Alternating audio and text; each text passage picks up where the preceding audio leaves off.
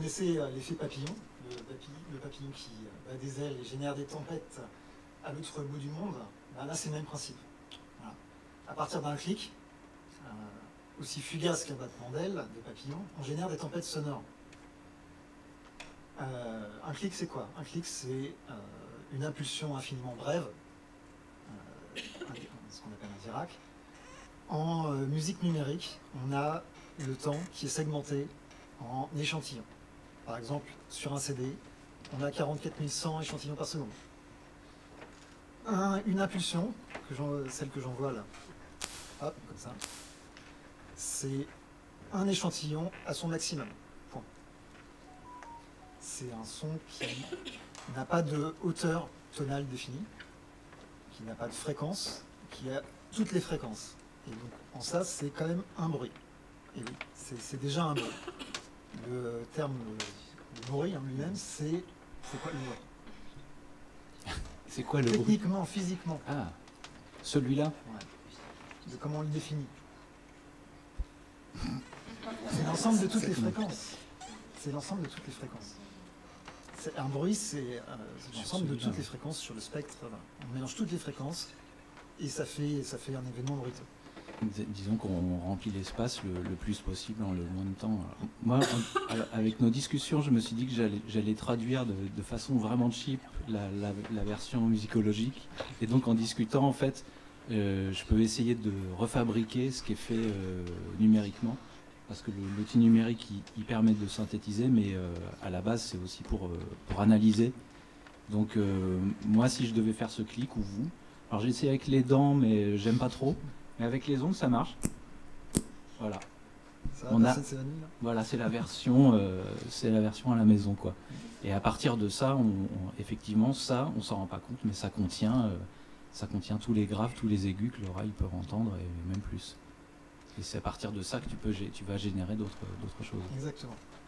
Et en fait, c'est le principe même de tous les instruments, de tout ce qui résonne, tout ce qui sonne, c'est qu'on met en mouvement l'air.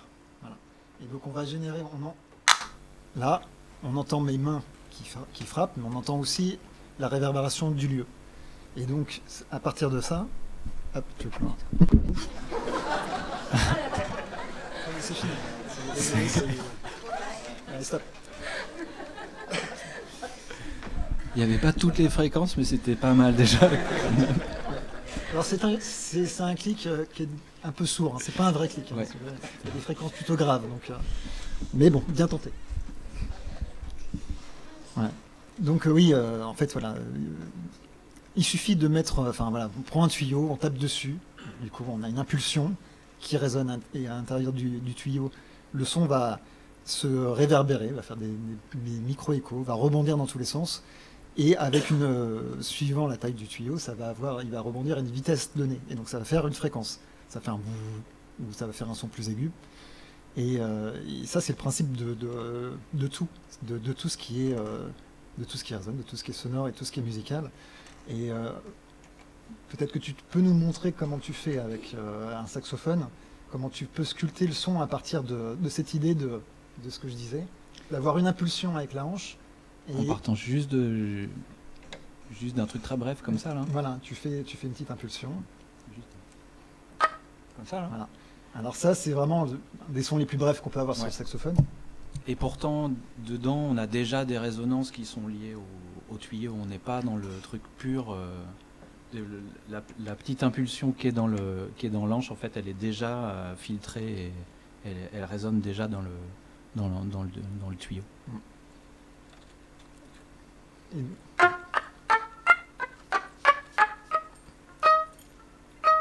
J'essaye d'avoir le moins de notes possible et juste un petit impact comme ça.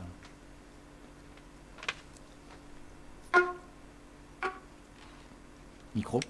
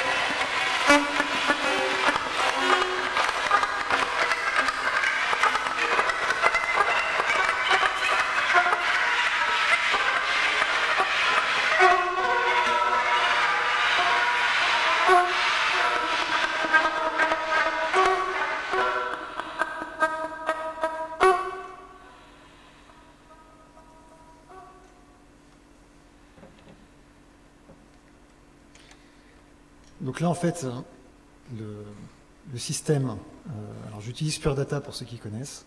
C'est un super logiciel où on peut faire à peu près tout ce qu'on veut, avec des algorithmes, avec des mathématiques simplement.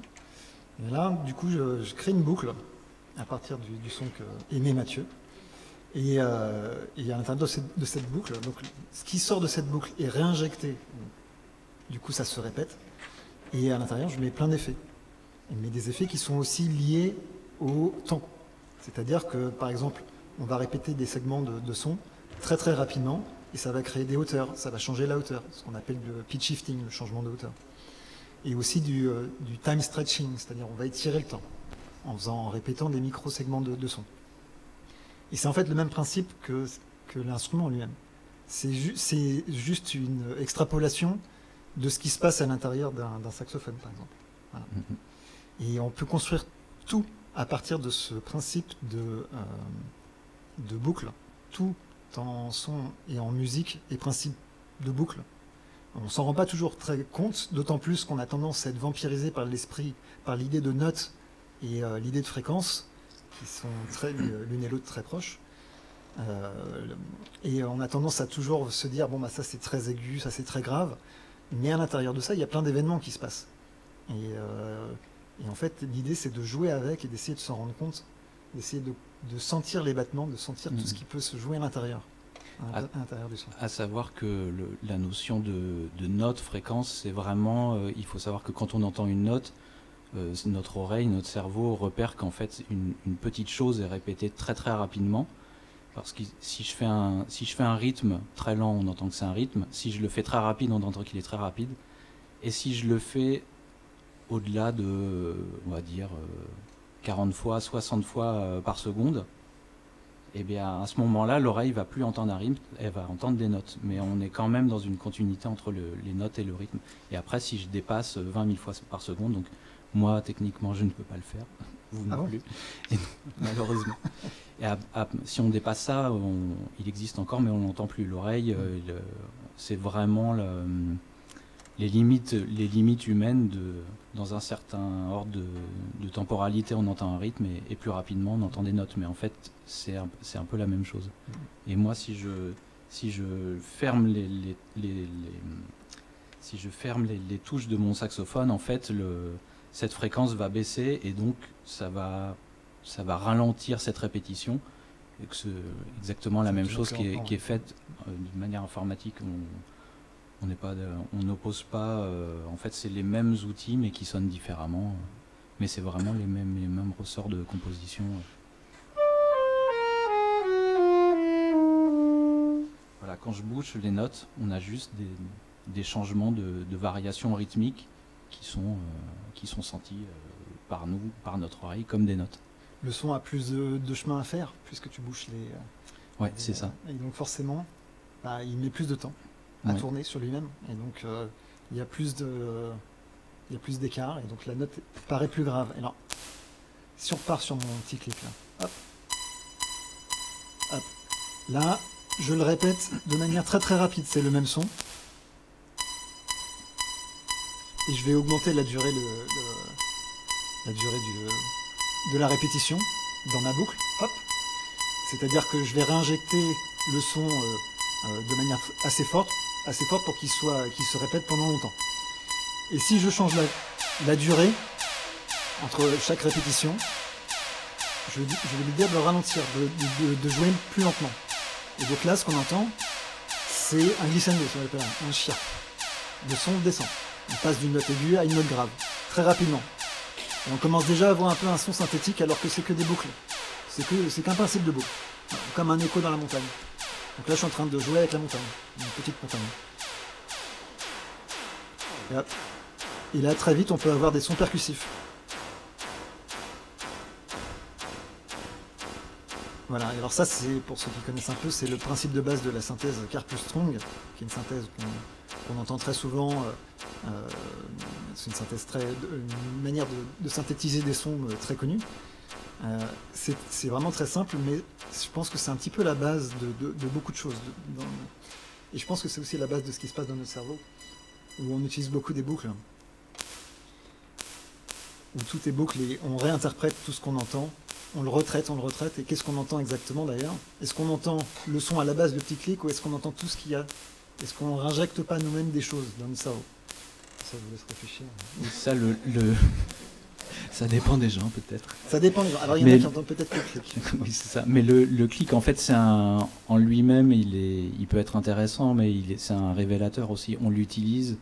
Bon, tu vas peut-être en parler dans les convolutions. En fait, ça permet de révéler l'acoustique comme une chauve-souris, ou quand on ferme les yeux, ou qu'on doit faire de l'écolocalisation, on tape dans les mains, et rien qu'avec les yeux fermés, ou si on ne voit pas, on peut, grâce à ce clic, on peut savoir quel est le volume de la pièce. Oui, voilà. Est-ce qu'il y a Tout le monde a fait ça en visitant une pièce. Ou une grotte, oui, en voulant louer un appart, en disant c'est pas super. En fait, vraiment, ces micro-éléments sont des révélateurs pour l'espace, parce que il n'y a pas de bruit, en tout cas, il n'y a pas d'événement sonore s'il n'y a pas d'air. Déjà, on peut en parler, parce que c'est que des vibrations d'air. Et en fait, voilà, on lance quelque chose qui part dans tous les sens, et ce son nous revient, donc d'où on travaille de répéter. Voilà, c'est le même principe, on s'en sert pour fabriquer des fausses réverbérations. Même souvent, c'est un petit pistolet, il me semble, qui fait un... Oui, voilà, on enregistre le son dans une église, on tire un coup de pistolet. C'est un principe dans une église. Et on récupère les caractéristiques de l'église rien qu'à partir de ce petit son. C'était l'idée de la conférence, en tout cas la tienne, de partir de ça, de cet élément. Oui, c'est la réverbération par convolution. Voilà, c'est vraiment ça. On garde l'empreinte de la réponse impulsionnelle, comme on appelle ça. Donc voilà, tu as l'impulsion à la base, c'est donc le coup de feu. Mais on peut le faire aussi en claquant dans les mains. Hein. Après, on enlève le son, on garde que la... Enfin, tout est permis à partir du moment où on utilise ça de manière créative. On n'est pas obligé d'avoir exactement la réverbération pile poil du lieu. Mais oui, il y en a qui veulent avoir exactement l'empreinte sonore. Et la seule différence, c'est que quand on fait ça, on le fait à une seule intensité. Et c'est-à-dire que, par contre, si tu remets ce son-là, si on reconvolue, comme on appelle ça, c'est un terme un peu sauvage, pour dire qu'on réapplique ce son-là à chaque échantillon de notre son, de ce qu'on est en train de produire, et comme ça, on recolle, si on veut aller par là, on reconvolue la réverbération sur le moindre échantillon qu'on va émettre. Mais là, on l'a capturé qu'à une seule intensité. Si on joue pas fort, on va avoir la réverbération d'un moment donné où on a tiré un coup de pistolet. Quoi. Donc, voilà. Si on fait un petit chuchotement, ça ne sera pas tout à fait cohérent. Donc là, on part après sur ce qu'on appelle la convolution dynamique, où on enregistre ça, mais un coup de pistolet, enfin un clic, sur différentes intensités. Quoi. Comme ça, on a vraiment la réverbération du lieu sur différentes intensités, et on peut vraiment, après, simplement, par l'algorithme, on dit bon, on ne joue pas fort, donc on va avoir cette empreinte sonore pas forte.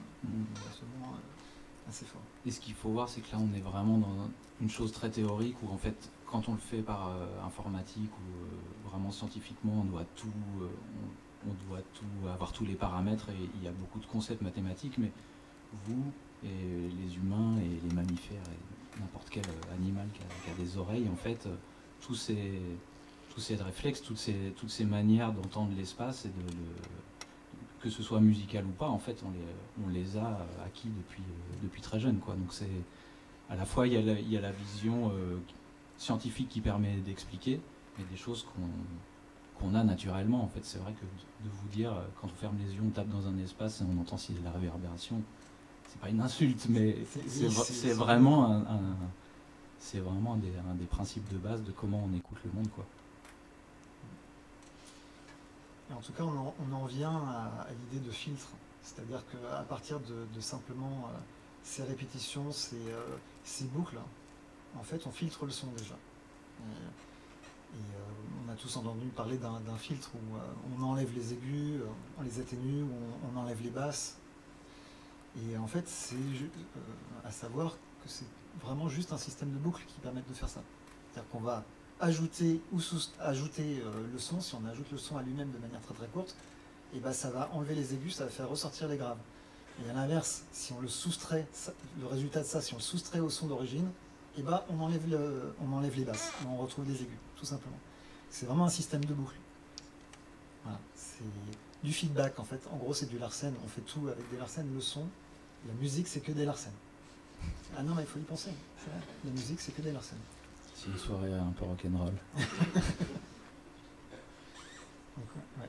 Et donc, ça, le filtre, tu peux peut-être faire rebondir un petit peu sur le filtre, ou alors après de la toolbox. Alors, sur le filtre, en fait, je ne sais pas à quel point on peut comparer ça, mais par exemple, si cet instrument-là, je vais essayer de jouer la même note forte comme ça, donc il y a des aigus qui vont partir au plafond.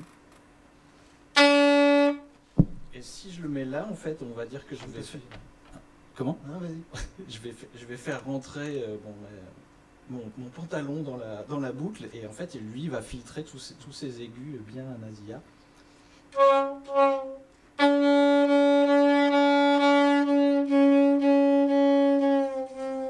Là, ça baisse un peu la note, mais en fait, on est vraiment dans... C'est la manière simple de filtrer. Alors, je ne sais pas si c'est exactement le même processus pour toi. Ah bah,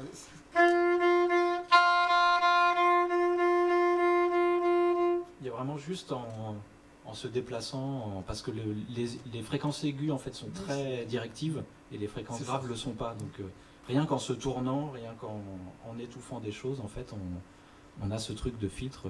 Quelqu'un qui vous parle, qui est dos à vous, vous la comprenez moins bien que si elle est en face, parce que les aigus sont filtrés. Voilà. Et là, tu nous as une petite chorégraphie qui m'évoque pas mal. Dans le jazz, souvent, on voit ça. Voilà, c'est souvent, on tourne autour du micro avec une trompette ou un cuivre. Et c'est pas juste pour faire joli, c'est pas juste pour une histoire d'intensité de son, c'est que ça change vraiment la couleur du son. Le temps que va mettre le son à arriver au micro, l'angle d'attaque du micro, c'est pas pour rien qu'on passe des heures. Toi, tu as fait du ramping.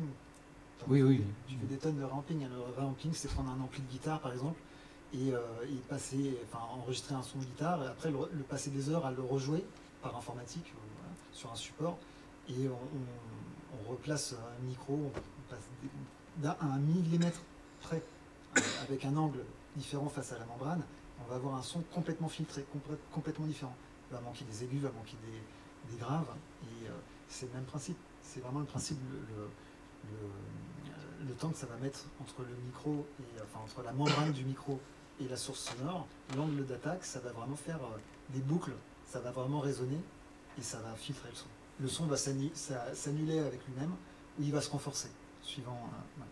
Il faut y penser. Je pense que c'est intéressant de penser de manière temporelle à tout ça, parce qu'on pense toujours de manière spectrale, de manière fréquentielle, et on pense toujours aux notes. On pense peut-être pas. Enfin, en tout cas, c'est intéressant de voir, de penser au temps, quoi, qu'il y a derrière, à ce qu'il y a derrière. Mais oui, et puis c'est le principe aussi de la wah-wah. Aussi, ouais. C'est quand tu fais wah-wah avec la. Comment ça s'appelle? Toi que tu mets devant la sourdine, c'est une sourdine qui s'appelle wah-wah. Ouais, c'est son nom. Et la wah-wah, pour les guitaristes, évidemment, ça évoque une pédale, mais à la base, c'est la sourdine. C'est une pédale qui essayait d'imiter la sourdine des trompettistes. Voilà, c'est ça. C'est ça. Suivant si on ferme plus ou moins les coutilles. Le pavillon. Le pavillon, excuse-moi. Forcément, ça va plus ou moins filtrer certaines fréquences, et en fonction de la sourdine, tu vas avoir des différents types de filtres. Mais le premier filtre qu'on a, nous, c'est quand même, on l'a sur nous. Déjà, c'est notre corps. Comme tu as montré toi-même, tu peux filtrer avec ton corps. Et le premier filtre qu'on utilise tous les jours, et que j'utilise en ce moment même, c'est la bouche, tout simplement.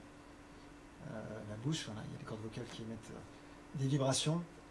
Et après, il y a la bouche qui va filtrer, qui va faire tourner le son, plus ou moins. Voilà. Qui va avoir un son grave si j'essaye d'ouvrir toutes mes cavités. Ou de parler plus ou moins la bouche ouverte. Il y a des gens qui parlent la bouche très ouverte, d'autres moins. Et puis selon rien que de parler les dents fermées, ça sonne différemment et tout le monde arrive à le noter. Ça fait plus nerveux. C'est vrai, c'est des micro-détails en fait, qu'on arrive à analyser nous-mêmes. Et alors ce qui est intéressant, c'est que on a fait un instrument à partir de ça, n'est-ce pas? N'est-ce pas? Voilà. À partir de la bouche en elle-même, on fait un filtre avec la bouche, et ça s'appelle une toolbox. Bon, un de mes jouets favoris, on va dire. que tu utilises dans Killing Spree. Que j'utilise un petit peu, oui, et avec du bruit blanc. Mais sinon, dans d'autres groupes, je l'utilise en jouant des sons. Alors c'est aussi un truc pour chanter avec une voix électronique et chanter toujours juste. C'est l'avantage des outils électroniques. Alors là, je vais le faire comme il y a une captation. En fait, je reste dans le micro, mais j'ai pas besoin d'amplification pour ça. Donc, ce tuyau sort du son. En fait, c'est un petit synthétiseur et ça, c'est un haut-parleur. Sauf que au lieu d'avoir une tête de haut-parleur, c'est un tuyau.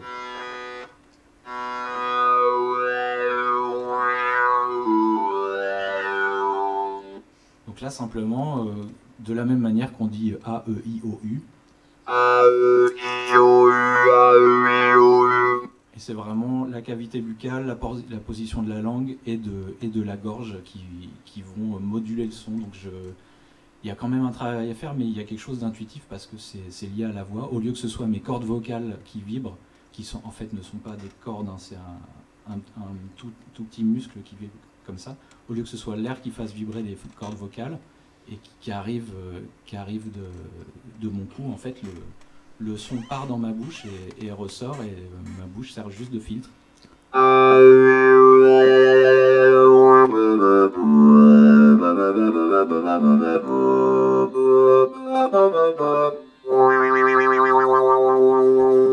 Donc là, c'est juste la langue. Là, c'est la gorge. Et après, la bouche, donc on peut parler. On peut aussi parler comme ça et on peut moduler des mots. Voilà, c'est le filtre maison. Et alors, tu l'utilises dans Killing Spree plutôt pour faire du chant métal? Alors, tout à fait, parce que si déjà chanter, c'est pas forcément mon truc, les voix criées, je ne sais pas faire. Alors, il faut que je retrouve mon réglage de cri. Donc là, c'est un faux bruit blanc. Normalement, un bruit blanc, il y a un peu toutes les fréquences, c'est très aigu. Là, il est un peu plus grave, il est un peu moins qualitatif, on va dire, scientifiquement. Mais par contre, dans une voix criée, souvent, il y a un peu une note, mais il y a quand même beaucoup de sons parasites et qui se mélangent bien aux guitares qui, elles aussi, sont saturées. Et c'est pour ça que les deux se mélangent très bien et donnent une impression de puissance, parce qu'en fait, quand on crie, c'est pour crier par-dessus une musique qui est très forte et très violente, donc ça se marie très bien. Donc je fais juste ça. Et donc, il faut dire des choses méchantes, normalement ça va avec, mais on peut aussi dire bisounours. Ça marche aussi très très bien. Et pour faire plus ou moins aigu, c'est vraiment comme si je criais. Alors je l'exagère, c'est pas forcément scénique, c'est pour vraiment que ça sonne mieux.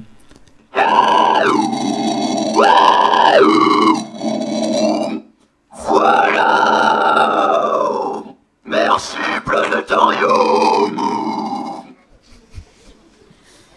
Voilà, un filtre. L'avantage avec ça, c'est que tu vas préserver tes cordes vocales et tu pourras avoir une carrière très très longue dans le métal. Ça, c'est plutôt cool. Alors j'ai remarqué que quand même, en condition concert, bon, j'ai des bouchons, il y a des choses comme ça, et en fait, en écoutant les enregistrements, il y a quand même beaucoup plus d'air, et je suis presque en train de crier quand même de temps en temps, parce qu'il y a besoin d'un engagement physique en fait. Et j'aimerais ne pas le faire, mais en fait, à chaque fois je me rends compte, et j'ai quand même un peu la gorge fatiguée. Mais c'est quand même beaucoup plus confort. Donc voilà, c'est une version à filtrer, donc toujours il n'y a pas besoin d'amplification pour ça. Donc c'est bien pour les voisins. En tout cas, ce qui est intéressant avec ça, c'est que le corps, enfin la bouche, devient une caisse de résonance, comme la caisse d'une guitare. Ben, après, elle l'est de toute façon, mais on sépare, on Oui. est dans un instrument électroacoustique. On a pris une partie du corps humain et, Oui, c'est ça, c'est clair. et ils servent qu'à ça. une partie électrique, et on a mélangé les deux qui ne sont pas mélangés. C'est bionique. C'est bionique. C'est le futur. Hein, mais il faut savoir que c'est un instrument, en fait, les premières talkbox comme ça, c'est la fin des années 50. C'était dans des panses de brebis. Comme une espèce de cornemuse. Il y avait un haut-parleur, parce que ça, c'est des haut-parleurs spéciaux. Et on mettait un vrai haut-parleur très fort dans une espèce de truc animal comme ça, et on sortait le tuyau. Et après, ça a été repris dans les années 70 par des guitaristes. Dans les années 80, il y a Roger Troutman de Zap, donc c'était vraiment funk, P-funk, très, très très bien. Alors tout le groupe en avait, donc tout le monde chantait de ça, c'était incroyable. Après, il faut savoir que c'est aussi, ils jouaient ça avec des amplificateurs très puissants, beaucoup plus puissants que ça, donc ça vrille la tête quand c'est très fort, ça déchausse les dents. Et les deux frères de Zap se sont entretués, je crois. Ils sont devenus fous. Je pense qu'il y a pas mal de drogue aussi. Mais en fait, c'est assez entêtant de pouvoir jouer un synthétiseur, mais qui est en même temps dans sa boîte crânienne. C'est un peu particulier. Donc, je ne sais pas si c'est vraiment l'avenir non plus pour tout le monde. Alors, en tout cas, voilà, le corps, faire du corps un instrument, voilà, c'est vieux comme le monde, évidemment. Hein. Oui, il suffisait de tambouriner sur le torse et puis au départ, pour dire qu'on n'était pas content. Et c'est une manière de communiquer. Alors, vas-y, tu voulais dire. Et puis de le mélanger, parce que par exemple dans les chants inuits, il y a ce truc de résonance où les deux personnes sont en face, et il y a une personne qui est la caisse de résonance de l'autre, et il y a aussi ce truc de se mélanger comme ça. Là, il y a un vrai échange. C'est la base de la communication. La musique, sert à ça déjà à la base, hein, mais c'est aussi pour exprimer, pour porter sa voix au loin, voilà. Pour porter sa présence au loin, on fait du bruit. C'est aussi pour créer notre propre bulle sonore, et on crée des résonances qui vont dans tous les sens, qui ont une certaine portée.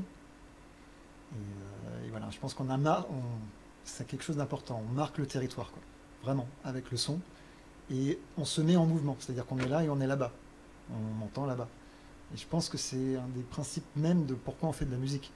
Pour communiquer sa présence à autrui, ailleurs, et aussi pour entendre l'autre. Comme on disait tout à l'heure, on claque des mains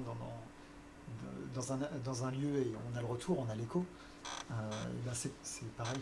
Je pense que quand on est un artiste, un musicien, je pense qu'il y a un retour forcément. Alors, ça peut être soi-même, mais ça peut être aussi l'autre. Voilà. Donc je pense que ça rejoint un petit peu ça, mais en tout cas, le principe même, c'est le mouvement. Je pense que ce qu'on disait tout à l'heure avec les boucles, c'est en fait, on met en mouvement l'air, on se met en mouvement soi-même, et on joue avec le temps et l'espace, on module le temps et l'espace. Et je ne sais pas si vous connaissez Aphex Twin, mais Aphex Twin a fait une chanson qui s'appelle Bucephalus, Moon Symbols. Alors c'est un nom, j'aime bien, je vous interpréterai comme vous voulez, on verra ça tout à l'heure. Et pour moi c'est un morceau de musique populaire amplifiée, on va appeler ça comme ça, hein.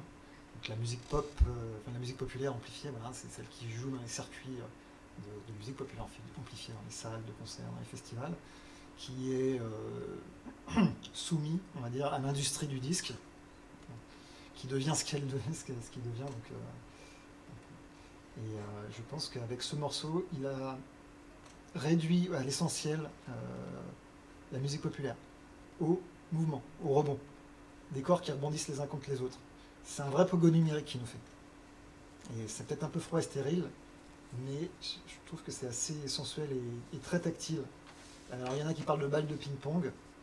Bon, je ne sais pas si vous connaissez, si vous savez qui est Bucephalus. Ça, c'était qui, tu sais? Alors tu me l'as dit la semaine dernière. Ah bon? Bucéphale, c'est le cheval de Napoléon. Voilà. Et donc je vous laisse traduire Moon Symbols.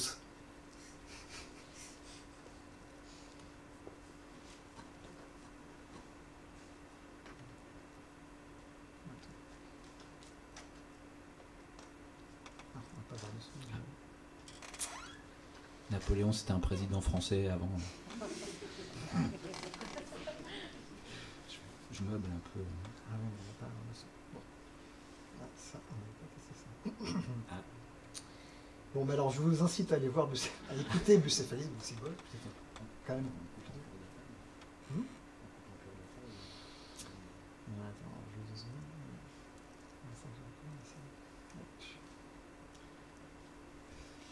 Et oui, sur cette histoire de communiquer, en fait, c'est vrai que moi j'avais, en discutant de ce qu'on pouvait dire ce soir, en fait, il y avait vraiment ce principe de Josselin, c'était de faire du son, c'était saturer l'espace et en fait reproduire et avoir de l'écho et que les choses s'amplifient. Il y a aussi le principe de sympathie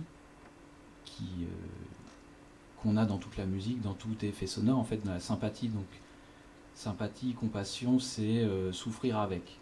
Et en fait, le principe physique de la sympathie, de la résonance par sympathie, c'est que si je chante ou je joue une fréquence, là on n'a pas le moyen de le tester, mais si je chante une note et qu'il y a une corde ou quelque chose qui peut résonner, qui a la même fréquence interne, qui a la bonne longueur, que je la joue là, qu'on est à plusieurs mètres, en fait, si je la chante bien, assez fort, pas forcément très fort, en fait la corde va se mettre en résonance, elle aussi. Et c'est un principe de physique, en fait, je ne sais pas si on l'explique ou pas, en tout cas on est obligé de l'accepter parce que toutes les choses se mettent en résonance, comme rien que dans une automobile par exemple, les ingénieurs passent leur temps à calculer les fréquences de résonance du moteur, des boulons, parce que si, quelle que soit la puissance, en fait, si les boulons sont à la même fréquence que ce que le moteur va faire, en fait, ils vont toujours se déboulonner, par exemple. Et en fait, quand on chante, tout le monde, chaque organe a une fréquence de résonance. C'est très physiologique. Hein. L'armée, forcément, a essayé de faire des armes pour faire exploser le foie à distance. Ça marche pas très bien parce que le son, c'est difficile à canaliser. Donc, en fait, on vise un peu tout le monde. Mais c'est très impressionnant et c'est vraiment la base de la musique, parce que quand on a un orchestre à cordes, en fait, une seule personne joue, mais en fait tous les autres instruments se mettent à résonner. C'est pareil dans une chorale, c'est pareil. Donc on a toujours cet effet de répétition, d'amplification par le corps des autres et par les fréquences par sympathie. Parler de Napoléon, il y a eu un phénomène de résonance sur le pont de Basse-Chaîne, où l'armée napoléonienne est rentrée tellement en cadence sur la fréquence, entre guillemets, de résonance du pont, que le pont s'est effondré. Et depuis, c'est interdit pour les militaires de marcher au pas sur un pont. Voilà. C'est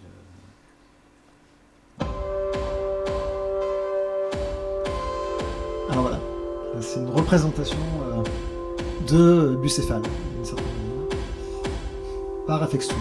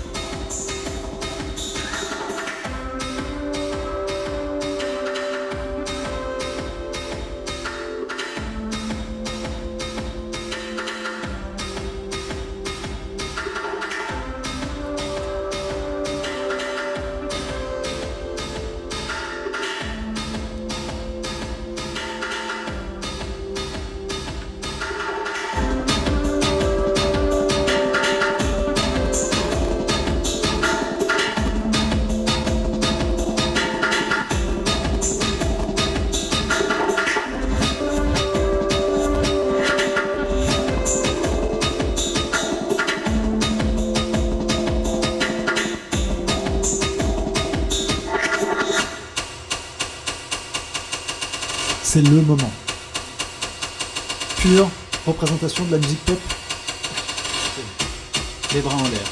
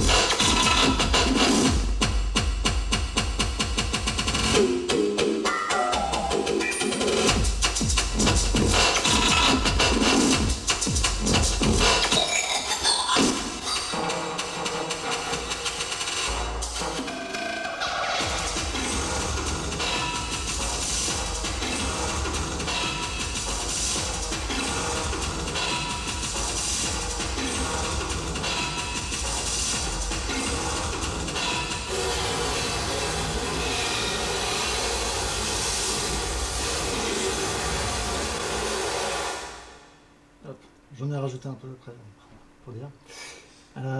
Donc oui, voilà, c'est exactement le même principe que ce que j'utilisais, sauf que lui, c'est séquencé. C'est des boucles qu'il fait et qu'il va copier un à un comment dire, les impulsions qui permettent de déclencher les samples qu'il va utiliser. Mais par contre, je pense qu'il a tout compris. Déjà, moi, j'aurais voulu voir un pogo, là. Non, ça vous a pas motivé? Moi, je vois ça pourtant, des corps qui s'entrechoquent. Voilà. Je reviens du Hellfest et j'ai vu ça, hein, mais j'ai pas vu cette musique quand même. C'est les fauteuils, c'est normal. Ouais, là, les fauteuils, c'est pas. Mais ouais, je pense qu'il y a, je sais pas ce que tu en penses, mais je trouve qu'il y a vraiment quelque chose de fondamental sur le mouvement. Oui, et puis là, en fait, en quelques secondes, à chaque fois, on a ce truc d'éléments très simples qui sont un rythme, et en quelques secondes, elles sont accélérées, ça devient un son, et après, ça se transforme en un effet, ça laisse passer alors qu'en fait, c'est juste des temporalités différentes, mais c'est vraiment des... On a quand même... Le matériau de base, il est vraiment très, très, très, très réduit, quoi. C'est qu'on n'est que dans la composition pour faire tout entendre en très peu de temps, quoi. Et oui, je pense que le son de base, c'est toujours un peu le même, en fait. Hein. Et vraiment, ça crée. Ce que je trouve étonnant, c'est que vraiment, clairement, ça crée des espaces différents, ça crée des micro-réverbérations, des micro-résonances, enfin des résonances, comme si on modulait tout le temps le corps d'un instrument, ou qu'on modulait la taille d'un lieu dans lequel c'est projeté. Donc, ouais, je pense qu'il y a Otekre aussi qui fait. Oteker, comme on dit, qui est un groupe voilà, assez culte dans la musique électronique populaire, qui est très inspiré par tout le courant musique concrète. Voilà. Et je pense qu'ils font ça très bien aussi. C'est une volonté chez eux de jouer, de moduler l'espace. Et j'ai toujours vu ça comme ils s'amusaient à jouer avec les montagnes, clairement. Et hop, il faut grandir les montagnes. Et voilà. D'un coup, ils mettent un dôme. Et donc, clairement, ça fait des échos, ça rebondit dans tous les sens. Je pense que clairement, ils ont une idée de paysage. C'était des designers en plus, donc ils étaient beaucoup dans le design architectural. Il me semble, hein, ils faisaient pas mal de dessins de design. Et je pense que ça, c'est quelque chose, ils ont voulu retransmettre ça à la musique, cette idée de design industriel, d'avoir de comment représenter des espaces en modélisé, en 3D, etc. Leurs clips sont assez parlants aussi à ce niveau-là. En parlant de ça, vite fait, ce fond d'écran qui n'a l'air de rien, c'est le même principe que j'utilise pour le son. Un peu comme Otekre va essayer de retranscrire ces dessins de modélisation 3D de design architecturaux pour faire voilà, de la musique. Et donc du coup, voilà, c'est toujours le principe de boucle on a de manière visuelle. Et on va soustraire ou ajouter des choses, ça va changer les couleurs, ça va rajouter, ça va faire ce qu'on appelle du flou. C'est comme ça qu'on arrive à avoir du flou en superposant la même impulsion de base ou le même pixel, on va dire ça comme ça, parce que le pixel est la représentation visuelle du clic, comme je parlais tout à l'heure. Voilà. Et donc du coup, pour faire un flou, on a un pixel, et on rajoute un pixel à côté, enfin autour on en rajoute plusieurs qui sont de plus faible intensité. Et du coup, ça se mélange, et du coup on perd les contours. Voilà comment créer un flou tout simplement, et c'est le principe ce qu'on appelle du passe-bas, et c'est le principe de filtrer les aigus et de garder que des basses en son, comme je disais tout à l'heure, avec la boucle qui va surajouter le son à lui-même et qui va enlever les aigus. C'est le même principe au niveau visuel. Voilà, c'est un petit détail. Hop. Ouais. Donc, quelqu'un a trouvé ce que ça voulait dire, ce que ça représentait, Bucephalus Bouncing Balls? Personne n'a trouvé? Les couilles du cheval, ça. Bien, bravo. Voilà, bravo. c'est exactement ça. C'est une vision de Napoléon plus drôle que la réalité. On était sur les soldats napoléoniens qui se... c'est une autre vision de la guerre. Bref. Donc, ouais, c'est...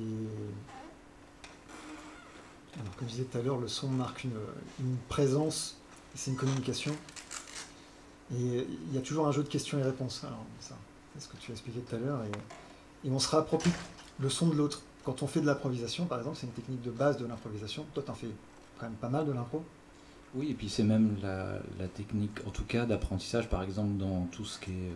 dans beaucoup de musique traditionnelle, ou même de jazz, où en fait, pour avoir fait des stages avec des Américains quand j'étais jeune, ils disaient vous partez de la mélodie et puis vous savez pas quoi faire, mais c'est pas une histoire d'accord forcément, mais vous commencez à broder. Et en fait, on répète la mélodie, on répète, et puis on en sort de plus en plus, mais on est toujours sur une trame qu'on a, mais on commence par la répétition. De toute façon, tout ce qui est musique orale, en fait, on est déjà dans une répétition. La transmission, elle se fait comme ça, et la transmission et l'altération aussi des choses qui font que les modes changent, mais l'improvisation, on part de ça. Quand on n'a rien, on commence à imiter, et puis après, soit on a une bonne idée, soit on se trompe, et ça fait des chemins différents, et à partir de ça, ouais. Et d'ailleurs, quand on se trompe, c'est souvent intéressant. On peut partir sur ça une dépend base. pour qui. Non, c'est une règle pour moi. Quand on se trompe, ça peut que devenir du bon, après. On peut que faire mieux. Il y a toujours un truc à prendre, mais je me souviens, une fois, en discutant, je jouais avec Louis Clavis, et il disait, bon, l'improvisation, en fait, il y a toujours des moments, même dans la vie en général, on a une bonne phrase, une blague, un truc, ça sort comme ça, on se pose pas la question quand c'est bien. Mais il disait, l'improvisation, c'est qu'est-ce qu'on fait quand ça marche pas. Parce que quand ça marche bien, il y a des moments, c'est super, c'est génial, et ça dure 5 minutes sur 1 heure de concert, mais qu'est-ce qu'on fait quelles sont vos ressources quand ça marche pas et qu'il faut trouver quelque chose. Donc on peut partir sur des choses qu'on a, des phrases qu'on connaît ou des moments qu'on a vécu en disant ah tiens, quand il se passait ça, c'était pas mal. Mais des fois, on essaie de faire entrer des triangles dans des cubes et ça ne marche pas du tout. Mais en fait, la vraie question dans l'improvisation, c'est, à part l'éclair de génie, il y a des heures de loose et il faut savoir s'en sortir en fait. Et donc l'erreur peut être bien, mais il faut savoir rebondir. Et puis des fois, en fait, jouer des choses qui arrivent déjà ou répéter, c'est sûr que le problème de la répétition, c'est que ça peut être un piège. Comment on sort de la répétition dans l'improvisation? Mais de toute façon, rien que répéter que quelqu'un, le truc très énervant de la personne qui répète ce que vous dites tout le temps, ça marche très bien à un moment. En tout cas, ça crée un écho, et l'écho, en fait, ça fabrique un espace, virtuel qui permet d'enchaîner sur autre chose. Alors, enchaînons. Non, mais la technique de la réappropriation, c'est quelque chose de fondamental dans l'improvisation, où tu pars d'une petite séquence. Enfin, moi, je sais quand j'improvise, c'est comme ça. Tu pars d'une petite séquence, des fois de quelques secondes, des fois de notes, ça peut suffire, de sons. Oui, ou ça peut être juste une note. Hein. Je me souviens très jeune, un truc avec Wynton Marsalis, qui était... j'étais comme ça. Et puis il dit, non mais là tu t'es trompé, mais c'est pas grave. Alors c'était une vision un peu américaine des choses, j'ai trouvé, mais il dit, tu t'es trompé là, du coup, c'est un peu faux, mais si tu t'es trompé, la note où tu t'es trompé, tu la répètes 15 fois, comme ça on aura l'impression que c'est les autres qui sont trompés. Vous n'êtes pas dans la tonalité, hein, c'est bon quoi. Non mais oui, ça c'est la technique. C'est un truc aussi de bœuf de jazz, il y a de la compétition. Ce truc de compétition m'a un peu moins intéressé après. Mais en même temps, c'est vrai, et puis après, il se passe quelque chose. Et en tout cas, ouais, et c'était juste une note, hein, rien que ça. Une note crée un rythme, et puis comme... Mais si tu as un collègue sympa en face, il va reprendre ta note et il va essayer de jouer avec, et l'incorporer et glisser au fur et à mesure sur un nouveau mode, une nouvelle tonalité. Et faire un truc beaucoup mieux. Et oui, voilà. Et puis il te sauve la mise. Mais c'était pas toujours le cas dans les clubs de jazz. Hein. C'était un peu la guerre des fois.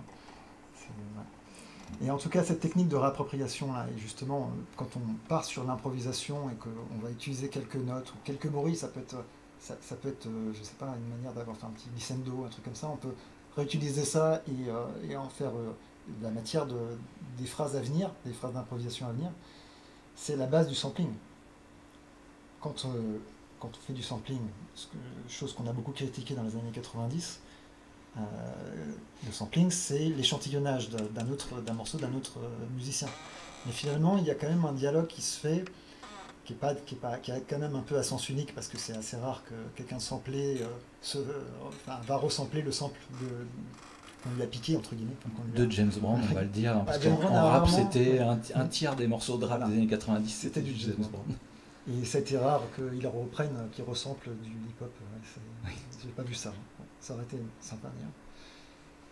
Mais donc du coup, voilà, il y a quand même cette idée de réappropriation et de communication où vraiment on va reprendre, rééchantillonner la musique de quelqu'un d'autre, mais peu importe parce que c'est une source sonore comme une autre. Enfin, je veux dire, si on enregistre un son dans la nature ou même une guitare qu'on fait juste pincer une corde, tout le monde est capable de faire ça. Mais juste à partir de ça, FX Twin, lui, il fera un chef-d'œuvre. Voilà. Donc on peut prendre n'importe quel, peu importe, on peut prendre un bout de James Brown et en faire complètement autre chose. Et je pense que c'est très bien. Et bon, alors Macron, il a un petit peu tort quand il dit que les Français ont créé la musique électronique. Je ne sais pas si vous avez entendu parler, mais il veut faire rentrer la French Touch, donc Daft Punk, etc., à l'UNESCO. Donc moi, une priorité. Je dis que c'est très bien. Je dis allez, allons-y, c'est parfait, c'est très bien. Mais bon, quand il dit oui, les Allemands, ils n'ont rien à nous apprendre. Je veux dire, on a créé de la musique électronique. Bon, Pierre Schaeffer, voilà, Pierre Henry ont participé à créer de la musique concrète. Eliane Radig. Voilà, Eliane Radig, très bien. Bien précisé, d'amener les femmes d'avant. Mais bon, ils ont créé de la musique concrète, hein, ils ont participé à mettre en avant la musique concrète, notamment grâce à l'ORTF, à l'époque, qui soutenait beaucoup les émissions de radio. Il veut refaire l'ORTF aussi, je crois. C'est ouais, peut-être une bonne chose. Ça pourrait être sympa. Il y avait des bonnes choses. Mais donc du coup, ouais, les Allemands, ils sont quand même un peu à la base de la musique, enfin avec les laboratoires allemands, ils sont un peu à la base de la musique électronique. Donc on va pas leur piquer ça. C'est déjà pas mal qu'on soit à la base de la musique concrète. Et donc comme on a la base de la musique concrète, on a la base du sampling. Voilà. Et donc bon, le sampling. Voilà, on va dire ça. Ben, en fait, voilà, aussi pour l'histoire, parce que traditionnellement, il y a eu des.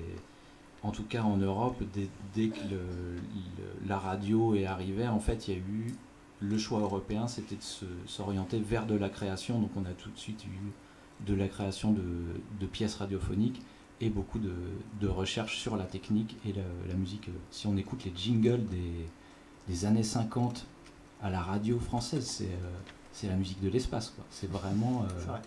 Et c'était ces gens qui faisaient des pièces électroacoustiques, on disait fais un jingle, donc on entend oui, comme ça, et c'est les infos du soir.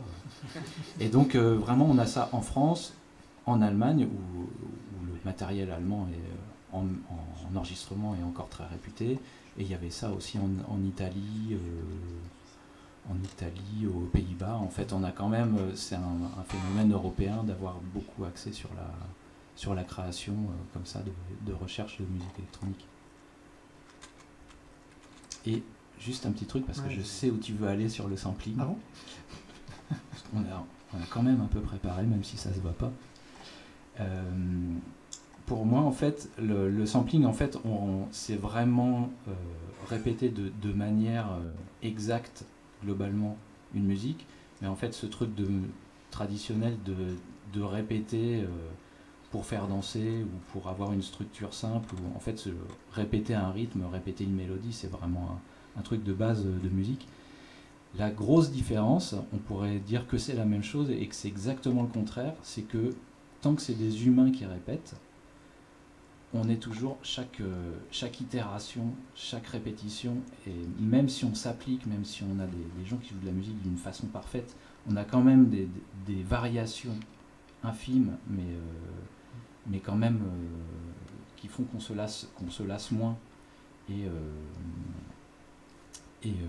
voilà, en fait, qui crée une espèce de goût avec une évolution, alors que quand c'est mécanique, donc grâce à l'enregistrement, donc les bandes, mais il y a aussi des gens qui font du sampling et des loops, des boucles comme ça avec des vinyles, et bien on a quand même une répétition exacte qui va faire que assez vite on a envie de la transformer pour lui donner un grain particulier, pour se l'approprier, et c'est là où tu veux en venir.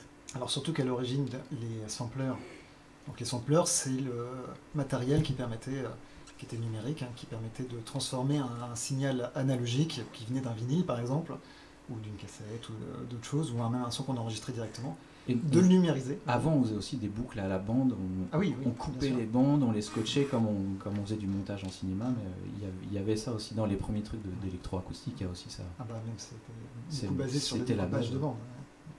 Désolé, je t'écoute. Non, non, mais et donc c'était du coup, voilà, cette technique de musique concrète sur le découpage, pour le découpage de bandes, voilà. Et en effet, le sampling, c'est la même chose, mais en numérique. Donc on transforme un son analogique comme un vinyle, par exemple, et on va le numériser. Et à l'époque, dans les années 80-90, enfin début 90, ce qu'on appelait les convertisseurs entre l'analogique et le numérique, c'était pas propre du tout. On a beaucoup accusé le numérique d'être trop froid, trop parfait, trop hi-fi. Mais c'était pas du tout hi-fi à l'époque, hein, c'était lo-fi, vraiment clairement. C'était très... il y avait vraiment un grain, on avait... au lieu d'avoir 44 100 échantillons par seconde, par exemple, comme sur un CD, on pouvait être à 27 500, je crois, un truc comme ça. Enfin, sur l'ESP 1200, qui était un matériel qui était beaucoup utilisé dans le hip-hop, qui a donné vraiment le son, le grain particulier, notamment des batteries de hip-hop. Et puis Daft Punk aussi a beaucoup utilisé ça. Ils ont fait pas mal de samples et on entend vraiment un son particulier. Et ils avaient une technologie qui était beaucoup plus avancée que ça, mais ils ont préféré prendre une technologie de la fin des années 80 pour choper ce halo sonore que crée l'aliasing. Alors, qu'est-ce que l'aliasing? Comment on pourrait le représenter en images? Et bien, qu'est-ce que ça dit? Le crénelage. Vous voyez, si vous tapez un texte sur ordinateur et qu'on zoome beaucoup, en fait, on voit des gros pixels, mais souvent c'est un peu lissé, donc la police est en noir sur blanc, mais il y a des petits pixels gris autour pour que ce soit plus joli. L'aliasing, c'est vraiment, on a des gros pixels et il y a des gros crans, et votre lettre, elle fait 3 pixels, et l'oreille, ça l'entend. L'analogie dans la musique numérique, l'oreille l'entend beaucoup, ouais. Comme un défaut et en même temps comme un grain qu'on a appris à apprécier, comme les craquements du vinyle ou la cassette qui fatigue. Donc c'est toujours pareil, c'est à la fois une limite de la machine et ça devient vraiment le grain. Ça crée une signature sonore, quoi. Voilà, ça crée une signature sonore, et je pense que c'était ce que je recherchais. Beaucoup d'artistes qui ont samplé, qui donc n'ont pas fait que échantillonner une musique préexistante en la mettant à leur sauce avec tous les arrangements autour. Non, le son lui-même, il le cherchait, il faisait exprès d'échantillonner d'une manière pas correcte, enfin en tout cas qui crée vraiment des impuretés dans le son, des distorsions, pour pouvoir se réapproprier. Et il y a beaucoup d'artistes, et puis des styles, hein. Le hip-hop, encore une fois, a vraiment... c'est vraiment la signature de beaucoup de styles d'artistes de hip-hop, c'est d'avoir ce grain-là particulier. Daft Punk, voilà, encore une fois, a ce grain particulier. Alors, est-ce que on pourrait peut-être écouter un petit peu de batterie? Ça fait toujours du bien.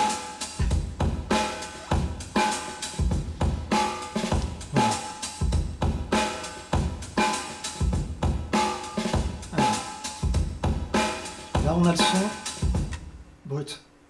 Non, là, c'était pas le son brut, justement. C'était le son resamplé. Alors, je me suis amusé à recréer en algorithme sur Pure Data les conversions entre l'analogique et le numérique de certains hardware, donc le matériel, de certains matériels, comme le SP 1200 qui a été utilisé dans l'hip-hop notamment. Et donc, on retrouve vraiment un son qui est particulier.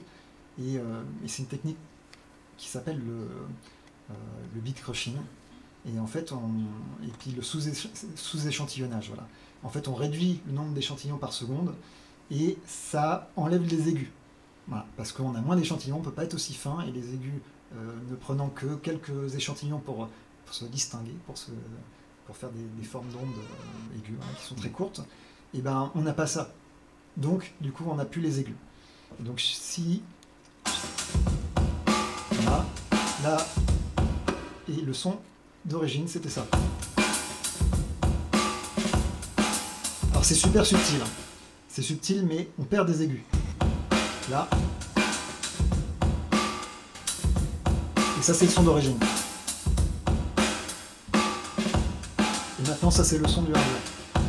Alors, souvent, je vois des gens qui disent « Ah oui, mais c'est bien comme effet, ça donne un petit truc sympa, mais enfin, c'est pas grand-chose, on aura à perdre des aigus. » Pourquoi ça a été tant la mode, pourquoi on a tant utilisé ça, on a fait tant de styles de musique et tant de groupes sont créés à partir de ces machines-là.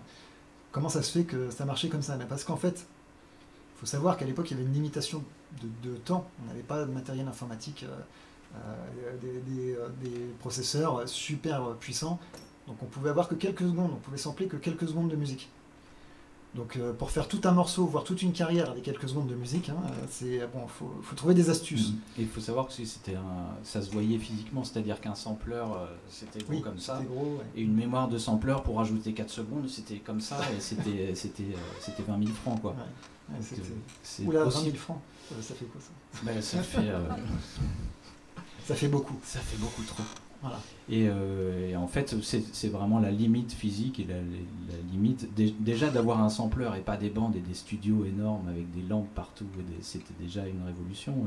Maintenant, on a tout ça dans des téléphones dans nos poches, mais il faut savoir que c'était la limite, et la limite a permis ce petit truc de création sonore qui va rajouter du goût, on va dire, du sel. C'est tasty. Voilà. C'est crunchy, comme on dit souvent. Ils aiment bien dire ça. C'est vrai, c'est le mot approprié. Ouais. C'est crunchy, c'est croustillant, et voilà. Et alors, la technique pour garder un maximum de temps en très peu de temps, c'est donc accélérer les vinyles. Tu prends un vinyle, tu l'accélères, tu le joues plus vite, tout simplement. Et donc, attends. Hop. Là, on va aller sur la jungle. La jungle, c'est le principe, on accélère la rythmique, et on va avoir différentes temporalités en même temps.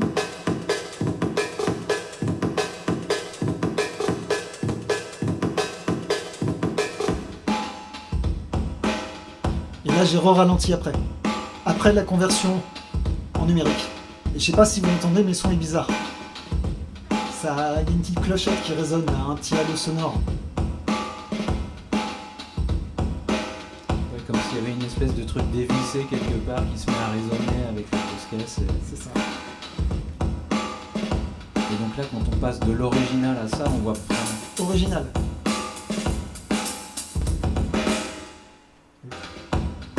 De nouveau. L'original. Et ben voilà, il y en a qui ont trouvé ça tellement fun qu'ils se sont dit on va utiliser ça dans la musique. Et on va créer un style de musique à partir de ça, et on va pouvoir s'autoriser. On va pouvoir s'autoriser à.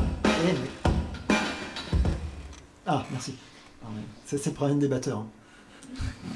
Pour qui a joué avec un batteur, c'est infernal. Bref. Mais oui, donc du coup, juste en changeant le grain, on se réapproprie le son, on se réapproprie quelque chose d'autre, et finalement, puisqu'on travaille sur du son et de la musique, mais d'abord du son, c'est quand même d'abord du son, et ça légitimise le fait de se réapproprier quelque chose, quoi. Et je pense que s'il n'y avait pas eu ça, si on avait tout de suite échantillonné avec un son parfait comme sur le CD, etc., je ne sais pas si ça serait passé aussi bien. En tout cas, ça n'aurait pas donné la même musique. Mais en fait, l'avantage de ça, c'est que le son est beaucoup plus contraint, et on a beaucoup plus de place, notamment pour mettre des gens qui rappent par-dessus, et mettre d'autres sons. Voilà, et c'est vrai qu'à mixer, important, on a quelque chose dans le grave qui est plus... c'est plus dense, non grave. Qui est plus chaleureux, mais qui prend moins de place en même temps. Et c'est vrai que quand on doit mettre un texte dessus qui est prépondérant, en fait, on a plus de place. Le principe, c'est que déjà, ça enlève les aigus. Donc, il y a plus de place quand on fait un mix. On mélange plusieurs instruments ensemble. Il y a toujours un problème de place. À un bout d'un moment, on ne peut pas aller plus haut que ça et pas plus bas que ça, parce que sinon on n'entend rien. Donc, pour mettre entre le silence et le son maximal, pour mettre le plus d'instruments possible, de sons possibles, c'est toute une gageure. Même quand on a très peu d'instruments, d'ailleurs, c'est très vite rempli. Je veux dire, en fait, oui, le mixage, c'est une espèce de triche permanente de recréer un espace, alors qu'à la base, on a une espèce de boîte comme ça. Il faut faire rentrer des carrés dans des triangles. Ouais, c'est ça, mais certaines personnes ont c'est un chant solo, donc voilà, et puis des fois c'est un orchestre symphonique, mais qui doit rentrer dans la même boîte, donc on doit vraiment recréer des espaces très différents. Et en général, le plus fort possible pour que ce soit le plus impressionnant, parce que le disque d'avant, il était très fort aussi, donc on est quand même toujours dans dans des bricoles pour essayer d'avoir de la musique la plus naturelle possible. Si c'est pas assez fort sur YouTube, on zappe. Hein. Et si c'est trop fort, il y en a aussi qui zappent, mais c'est moins... Non mais oui, c'est vrai. Et donc du coup, cet aliasing qui crée ce halo sonore fait que on gagne de l'espace parce qu'on perd des aigus, mais on en rajoute, mais qui sont très légers. Et donc, il y a plus d'espace dans le mix, mais le son de l'instrument va ressortir beaucoup plus. Donc, un son de grosse caisse, par exemple, en lui-même, il n'a pas toujours énormément d'aigus, mais même s'il en a, voilà, on va les enlever, ils prennent trop de place, et on va en rajouter avec ce petit halo sonore, ces petites clochettes qu'on entend. Et bah, mine de rien, quand on écoute au casque, surtout si on avait, à l'époque, dans les années 80-90, on n'avait pas des Walkman de super qualité, et ben on n'avait pas beaucoup de basse, on n'entendait pas toujours le boom boom. Mais avec cette technique psychoacoustique, comme ça on l'entend. Et on n'a pas les basses, mais on sait qu'il est là, on sait qu'il est présent et on se le reconstruit grâce à ce phénomène-là. Alors je ne sais pas à quel point c'était voulu à la base de la part des musiciens, de vouloir faire ressortir de cette manière-là. C'était plutôt les producteurs ou ceux qui s'occupaient, les ingé-sons qui s'occupaient du mix, qui s'occupaient plutôt de faire ça en mettant un peu de saturation, en mettant un peu plus d'aigus, en enlevant des basses, en rééquilibrant. Mais du coup, eux, ils ont fait ça directement dans la création. Et je pense que ça leur a plu parce que, comme on dit, ça tranche dans un mix, ça ressort très fortement. Alors si tous nos instruments sont passés dans ces machines-là, c'est un petit peu moins vrai, ça commence à se perdre dans un brouillard. Mais si on le fait bien sur certains instruments ou certains samples, c'est vraiment, ça ressort vraiment très très fort. Et Daft Punk sont les meilleurs pour ça. Et ils nous ont tous eu. Ils nous font croire qu'ils sont puissants, qu'ils ont un son très puissant, mais en fait non. Ils ont un son de grosse caisse énorme. Ils mettent en avant le son de grosse caisse très très très fort, plus que sur bien des groupes de techno plus violents qu'eux. Et puis derrière, ils ont un son qui est tout rikiki. Mais voilà, alors après je vais pas rentrer dans les détails, mais ils sont français, alors ça va. Voilà. mais n'empêche que, ouais, parce qu'en fait, cet aliasing, mais ils ont vraiment permet de trancher, de très fin sur chaque son. Et en fait, chaque son a sa place. On parlait ça dans un mixage, c'est souvent ce qui se passe. On peut toujours faire un son de synthé ou mettre une réverbération géniale et dire « Ah, elle est très très belle », mais en fait, quand on la mélange au reste, ça ne marche pas. Et souvent, les trucs les plus efficaces, qui sont les plus beaux, ils sont pas époustouflants tout seuls. On dit oui, c'est bien. Mais en fait, quand on les mélange, de même que vous pouvez pas faire un très bel orchestre symphonique avec les plus grands solistes du monde. Ce sera horrible. Il y a des gens qui font des vibratos, qui essaient de jouer très aigus, les musiciens d'orchestre et de musique de chambre, en fait, c'est juste qu'ils sont au bon endroit et que le mélange se fait très bien et qu'ils jouent tous très bien ensemble. Et il y a ce truc-là dans le mixage et la musique électronique aussi. Comme de toute façon, il n'y a rien de vivant dans ce qui a été joué, ou alors très très peu, en fait, c'est vraiment dans la finesse des rapports entre chaque élément. Et cet effet permet, notamment dans ces trucs de rap, de sample, on a vraiment, à partir de la musique électronique, des synthés, des boîtes à rythme, on a ce truc, bon, il y a les vraies batteries, il y a les fausses batteries, bon voilà, c'est assumé. Là, on a vraiment les deux, c'est-à-dire qu'on a quand même, on peut pas dire que c'est pas une batterie, et en plus, surtout quand il sample James Brown ou d'autres choses, il y a vraiment tout le truc de la musique américaine, du jazz, de la musique noire américaine. En fait, il y a vraiment ce truc de culturel, en fait, d'apport qui est là, en fait, une continuité d'une grande culture, et en même temps, c'est pas du tout une batterie, on sait qu'elle est trafiquée, qu'elle n'est pas du tout respectée, mais il y a quand même ces deux choses qu'il n'y avait pas avant, en fait. Et le sampling, il fait ça, voilà, on a ça, on le respecte, on respecte la culture musicale, mais on respecte pas le son qu'on a volé dedans, et on en fait autre chose. Donc, par contre, pour faire ça, il faut que ce soit très très bien mixé, parce que si on prend que des bouts de n'importe quel disque et qu'on les mélange ensemble, ça ne marche pas. Alors que le sampler, il met une espèce de couche de vernis, une finition qui permet de tout cadrer. Ouais. Ouais. On va s'arrêter là. Voilà. Ah, j'ai dit un truc qu'il fallait pas. non, là tu vas trop loin. La semaine prochaine, 170 €. Bon, Oui, à la base, je voulais qu'on parle de la Vaporwave. Je ne sais pas si vous connaissez, je vous incite à aller voir. Mais je vais juste terminer vite fait sur ça. La Vaporwave, c'est un non-style de musique, si on va aller par là. Et ça questionne le rapport à la nostalgie, parce qu'évidemment, quand on utilise des machines comme ça, des années 80-90, aujourd'hui, qui sont pas pratiques, franchement, qui sont embêtantes à programmer, c'est vraiment enfin, je veux dire, c'est tellement plus simple avec l'informatique. Bon, on se demande pourquoi on utilise ça.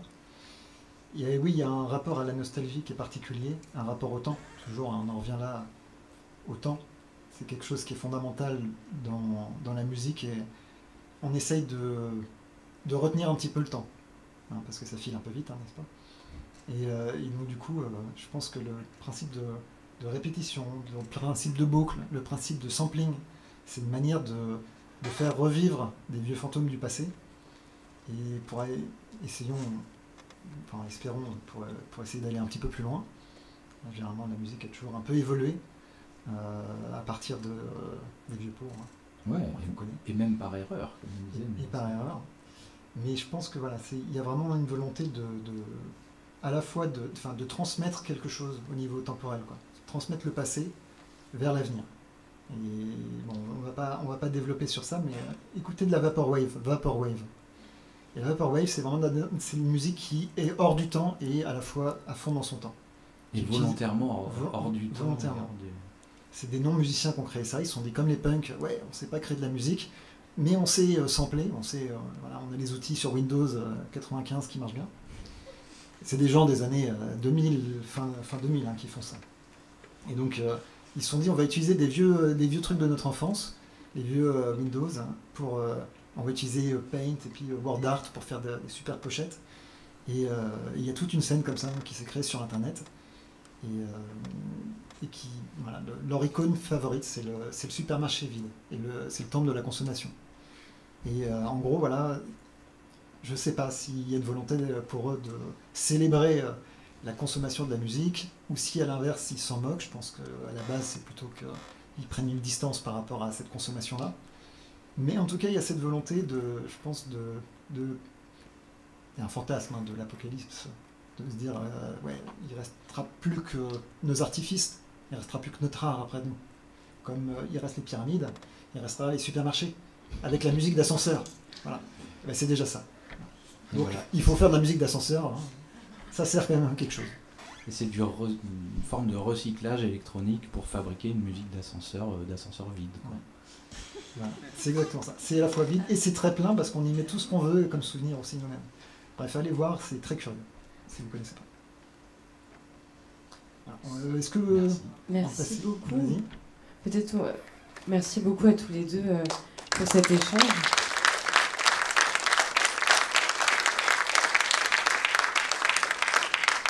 Je propose de prendre quelques questions ou remarques ou réactions sur les conseils de faire de la musique d'ascenseur, peut-être. Ça va faire réagir les programmateurs et programmatrices que nous sommes et les musiciens et musiciennes présents. On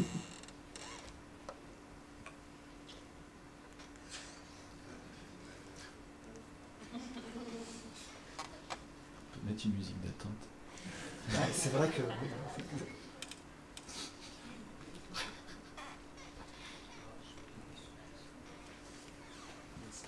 Je trouve que ça aurait été intéressant d'aborder aussi le problème, enfin, pour moi ça fait partie des problèmes un peu de l'évolution de la musique, de la compression, qui justement est un des moyens aussi de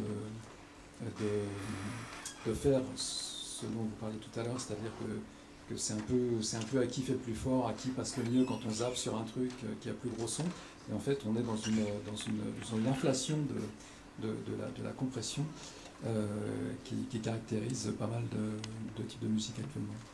Oui, c'est ce qu'on appelle la guerre du son. Voilà. Mais on est revenu un peu en arrière parce que ouais, c'est ce que j'allais dire. Il y a eu Metallica qui se sont fait bâcher hein, avec Death Magnetic encore en 2008, un truc comme ça. Ah oui, c'est vrai, j'ai pas suivi ça. T'as pas suivi? Ouais, ils sont vraiment allés trop loin, ça saturait vraiment, le master saturé, enfin c'était vraiment trop fort, mais clairement.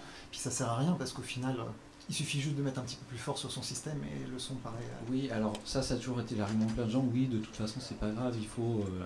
mais tant que c'était pas acté, ça ne servait à rien. En fait, en tout cas au niveau de tout ce qui est streaming, pour les masters, tout le monde revient en arrière et c'est beaucoup moins le cas parce qu'en fait les plateformes ont des limites et des normes. Donc si on veut tout faire pour sonner plus fort que le voisin, on peut le faire, sauf que eux ils le savent parce que tout est analysé et c'est rebaissé pour que, je ne sais pas si vous vous souvenez de YouTube il y a 20 ans, les différences de volume c'était insupportable en fait, on passait. Et bon voilà, c'est une expérience comme une autre, c'était quand même comme de mettre des cassettes et des choses à la... Et en fait c'est beaucoup moins le cas maintenant parce que c'est normalisé et en fait de jouer à la garde du son tout seul dans son coin ça sert plus à rien parce que comme on va être rebaissé, en fait on va beaucoup moins bien sonner que le voisin. Donc maintenant même dans des trucs techniques, même sur des majors, donc ouais, et c'est pas qu'on sonne moins bien, c'est qu'on a l'impression que en fait on va avoir moins de dynamique parce qu'en fait on sera au même volume mais on aura moins la dynamique naturelle des instruments. Donc en fait le problème pas complètement résolu, mais c'est moins grave que... oui, c'était un vrai problème jusqu'à 2010, 2015 maximum.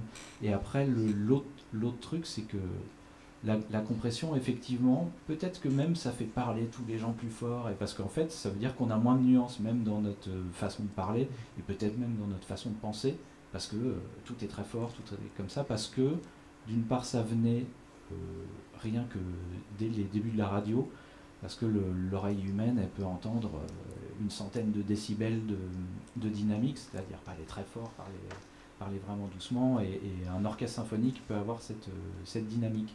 Le problème, c'est que la radio, quand elle a commencé, elle était en mono, et elle avait 50 décibels de dynamique, c'est-à-dire presque rien, donc on passait son temps à tricher avec la compression, et notamment pour le RTF et les radios européennes.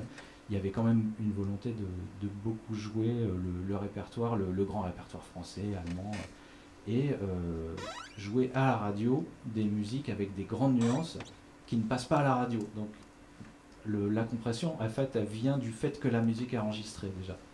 Donc si on ne veut pas la compression, il faut arrêter d'écouter de la musique enregistrée. Parce que on peut faire la différence entre France Musique et Énergie, là c'est flagrant, là, par exemple. Mais c'est une différence de musique. Le truc. Et en fait,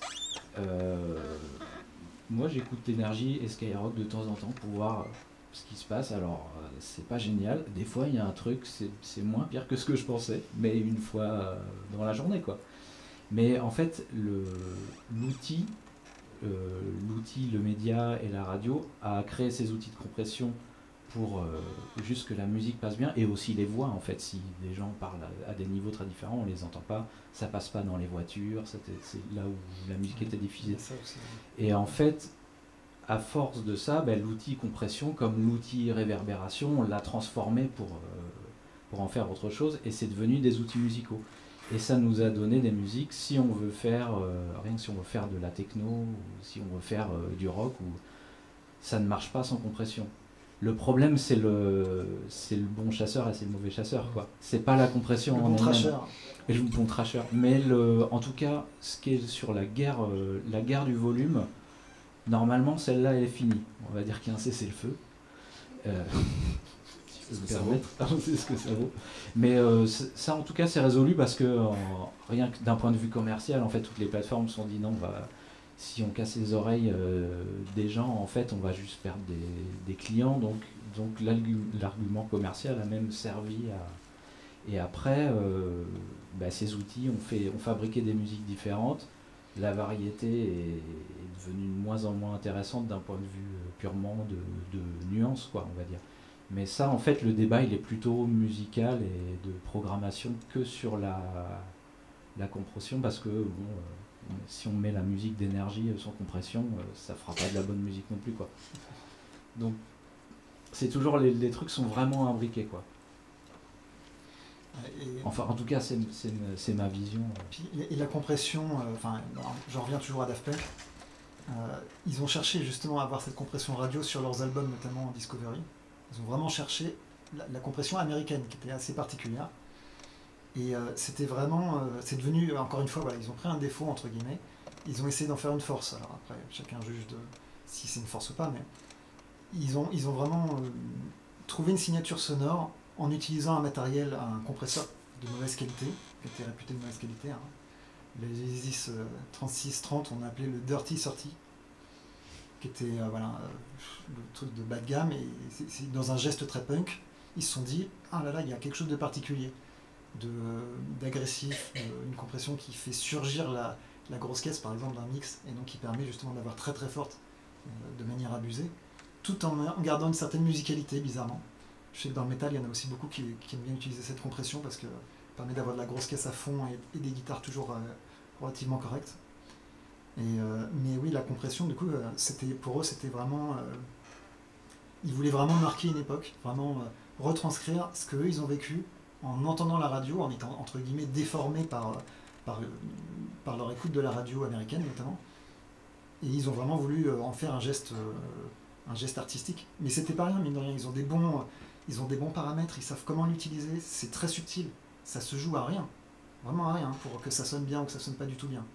Et ils ont été copiés, et il y a des pages et des pages, des forums entiers sur quels paramètres ils ont utilisés, alors qu'il y a quoi, 4 boutons sur la compression. Mais voilà, il n'y a pas que ça en fait, il y a plein d'autres choses, il y a à quel volume on rentre dans la compression, etc.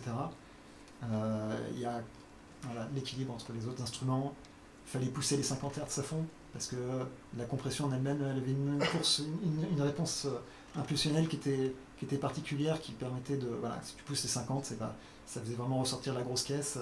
Enfin, il y avait vraiment des choses comme ça qui étaient un assemblage de plein de petites choses qui ont fait que c'était leur son. Et donc musicalement c'est pauvre, on va pas se mentir, au niveau du sampling, ils ont une bonne oreille, donc ils ont trouvé les bonnes choses, mais après au niveau musical il y a eu beaucoup de leurs grands morceaux qui sont pas très très riches on va dire, mais ils ont réussi quand même à faire quelque chose d'intéressant, et la compression était très importante. Après il y a leur compression à eux, on rajoute, donc eux ils mixaient dans le compresseur comme on disait, ce qui était très rare. On dit d'habitude on fait pas ça, hein. Les compresseurs c'est en sortie de mixage, on ne met pas de la compression tout de suite, normalement on mixe naturellement, et après c'est les ingé-sons, notamment au niveau du mastering, qui mettent la compression.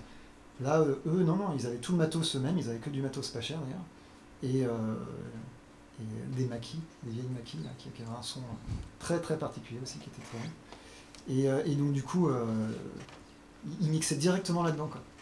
Et comme ça, au moins ils savaient ce qui allait sortir. Sauf que se rajoute à ça après les maisons de disques qui veulent avoir un son calibré. Donc il y a du mastering qui se fait par derrière, qui va encore modifier cette compression-là, qui va en surrajouter. Et en fin de chaîne, évidemment, il y a les radios, ou les télés, etc., tous les endroits où c'était diffusé, qui vraiment rapetissaient encore plus tout ça, et ils faisaient perdre d'ailleurs une part du charme. Hein. De rien de ce qu'ils faisaient, parce que ça tue toutes les nuances, mais on est sûr que ça passe dans la bagnole, quoi. Et c'est toujours des compromis. Voilà. Et après, la question, elle est sans fin, parce que la compression, c'est rien que l'oreille, naturellement, elle fait un travail de compression pour se protéger. Exactement. Mais la question, elle est plutôt sur la nature de la musique, et puis sur le média en lui-même, parce que c'est le média qui impose ça, et de passer de une radio d'État à des centaines de radios FM dans les années 80, ça a changé la guerre du rapport au volume et des musiques qui étaient diffusées, tout ça. Donc tout est tellement imbriqué que c'est une bonne question, mais en fait, si on la tire, c'est peut-être pour ça qu'on ne l'a pas abordé, parce que là, c'est des semaines intéressantes. Et après, quand on fait du mixage, souvent, il y a la maxime d'ingénieur du son, c'est shit in, shit out, quoi. Si on met des trucs super compressés avec de l'autotune, avec les pires trucs de mauvais goût, mais quelqu'un qui chante super bien et de musique bien écrite, en fait, ça peut donner des super trucs. Alors que s'il y a beaucoup de tentatives, aussi parce qu'on a beaucoup, beaucoup plus de musique autour de nous en permanence, parce que oui, il y a... Ah. Ouais, je pense que c'est un signal fort de il faut s'arrêter. Il n'y a pas de la petite musique comme à Cannes.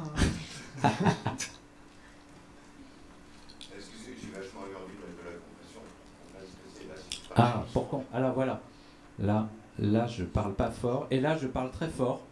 Donc on n'a plus du tout aucune nuance. Mais là, comme vous voyez, il y a un effet un peu scénique qu'il n'y a pas du tout dans une radio. Et non, en fait, on veut faire vraiment un truc artificiel, quoi. Ben, en fait, c'est... Non, à Daft Punk. Ouais, c'est ça. Mais non, en fait, Moi, je veux du bruit, je veux du vivant, je veux de la chair, je veux des pales. tous ces Non, outils, j'abuse. tous ces outils, en fait, quand Attends, on je te commence décompresse, à parce que là, les utiliser, franchement, on dit « Ah, c'est génial » parce que... quand on commence à utiliser tous ces outils de reverb, de compression, c'est génial parce qu'en fait, on tourne le bouton, on a l'impression que c'est mieux. Et sur le moment, mais c'est comme rajouter du sucre quand on fait la cuisine, quoi. Ouais, c'est vraiment, ça. je fais une sauce tomate, je mets un peu de sucre, c'est super, et puis à la fin, on finit que avec du sucre, que avec du sel. Mais on ne sait pas à quel moment on aurait dû s'arrêter, quoi. C'est vraiment le même problème pour moi. L'aliasing, c'est le sel. Voilà, l'aliasing, voilà, c'est la conclusion de cette série. Ah ouais. Ah oui, au fait, on va manger les huîtres.